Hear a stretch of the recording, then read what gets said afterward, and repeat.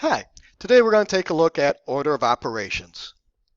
You may be asking, why do we need to learn an order of operations? Well, by using an order of operations, everyone who simplifies the same mathematical expression will get the same result. This is what lets calculators work. The calculator needs to know what operation needs to be done first. If we take a look at this example, depending on how you work it out, you might get something like 15, 23, or 34. It's the order of operations that makes it so that everyone ends up with the same result. So let's look at the order of operations. Most people use the acronym PEMDAS to remember the order of operations. Some people refer to this as PEMDAS. The P in PEMDAS is for parentheses or brackets. We're going to do parentheses going from inside to outside.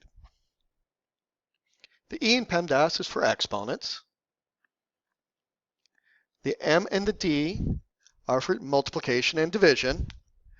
Note, multiplying by reciprocals the same as dividing, so multiplication and division are pretty much the same operation, therefore we clump these together. These are done going from left to right.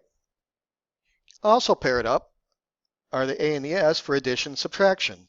Addition by a negative number is the same as subtracting that number. Addition and subtraction are also done going from left to right. Now people come up with various sayings to help remember PEMDAS. One is, please excuse my dear Aunt Sally. There are several others out there. You may want to make up your own to help you get the order down. Let's start with the P, the parentheses. Remember, we're going to do these from inside to outside. So if we look at this example, the most inside set of parentheses is the set of parentheses around the 4 minus 3. So that means the rest of the problem will remain the same. So if we do that 4 minus 3, we're going to get 1. Now we're going to do the next most inside set of parentheses. That is going to be the 7 minus the 1. If we look at the original, it was the next set in there. Once again, the other parts are going to stay the same. When we do the 7 minus 1, we're going to get 6. And then finally, the most outside set of parentheses gets done. We got the 6 plus 9. So our answer in this case should be 15. Next, let's look at multiplication and division.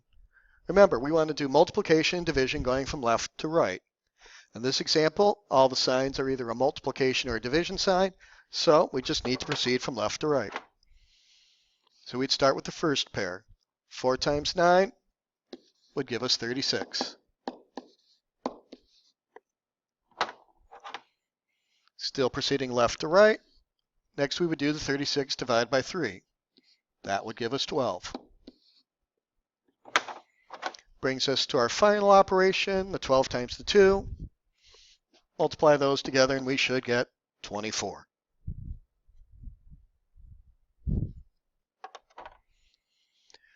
Looking at the addition and subtraction, once again, we're going to do these going from left to right.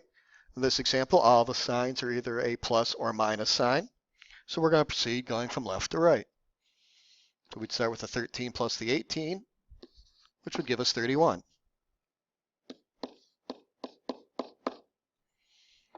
Since we still only have addition and subtraction signs, we still continue from left to right. So we're going to do the 31 minus the 5 next. That would give us 26. Finally, we would take care of the 26 plus 11 and get 37 for an answer. So let's try a couple examples where we have more than one set of operations to do.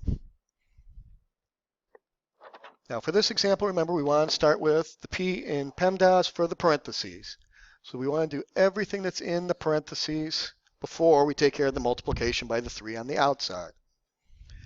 Now inside the parentheses, the order of operations still holds. So we have a square, a plus, and a division sign inside. The square is an exponent, so we're going to do the 4 squared first. Now 4 squared would give us 16. Now we still have the parentheses, so now we need to take a look what's inside now. The signs inside now are a plus sign and a division sign. Remember, multiplication and division become before we do addition and subtraction. So we got to do that 4 divided by 2 next. Now 4 divided by 2 is going to give us a 2. At this point, we can now finish off our parentheses by doing the 16 plus 2, which would give us 18. And now finally, we can do the multiplication. 3 times the 18 should give us 54.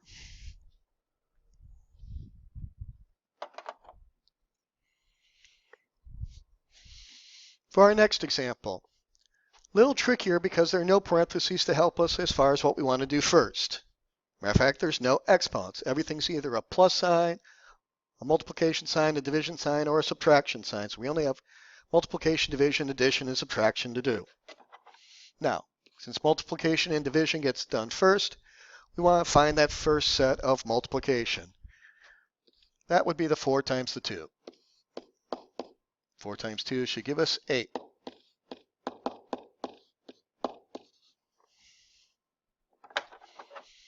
Since we still have multiplication and division in the problem, we're going to do the next pair, which is the 8 times the 5.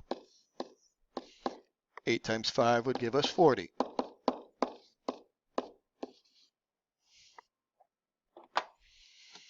Since we still have that division in there, we need to do that next. So the 40 divided by 5 would give us 8. Now we're finally down to only addition and subtraction signs, so we're going to proceed from left to right there. Got to take care of that 5 plus 8 first, which will be 13. And we can finally finish off the problem by doing 13 minus 3, and we would get 10.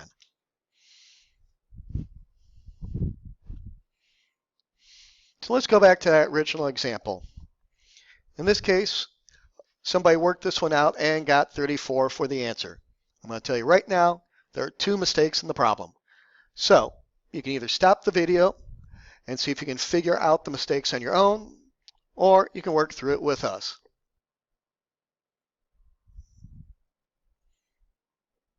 So to start off with, we know 34 is not the answer because I've already told you there are 2 mistakes in there. Now, if we think about it, first thing we want to do is the parentheses. This person did not take care of the parentheses first. They took care of the exponent. So our first mistake is here.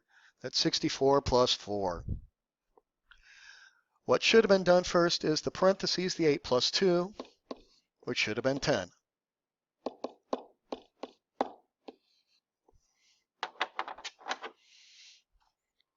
If we look now, we have a square, a division sign, and a minus. The square is an exponent, so that would come next. So 10 squared should have given us 100.